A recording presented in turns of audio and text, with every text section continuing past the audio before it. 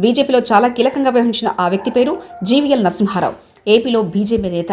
పార్టీలో సీనియర్ అయిన సోము వీర్రాజుకు ఎటు తిరిగి ఎమ్మెల్సీ ఎన్నిక ద్వారా పదవి కన్ఫర్మ్ అయితే మరో కీలక నేత జీవీఎల్ నరసింహారావు మాటేంటి అన్న చర్చ పార్టీలో నడుస్తుంది. వీర్రాజు మాదిరిగానే త్వరలోనే జీవీఎల్కు కూడా పదవి దక్కుతుందన్న అంచనాలు పార్టీలో ఊపందుకున్నాయి. సోము వీర్రాజు ఎలాంటి ఇబ్బందులు లేకుండా శాసనమండలిలో కాలు మోపినట్లుగానే జీవీఎల్ నరసింహారావును కూడా కీలక పదవి వరించడానికి సిద్ధంగా ఉందన్న ప్రచారం ఊపందుకుంది. నిజానికి బీజేపీలో సోము వీర్రాజు, జీవీఎల్ నరసింహారావు, విష్ణువర్ధన్ రెడ్డి వంటి నేతలు యాంటీ టీడీపీలుగా ముద్రపడ్డారు. వీరికి పదవులు కూటమి ప్రభుత్వంలో లభించవని అందరూ భావించారు. ఒకవేళ బీజేపీ కేంద్ర నాయకత్వం ప్రతిపాదించినా అందుకు చంద్రబాబు అంగీకరించారని తెలుగు తమ్ముళ్లతో పాటు బీజేపీలోని మరొక వర్గం కూడా గట్టిగా విశ్వసించింది.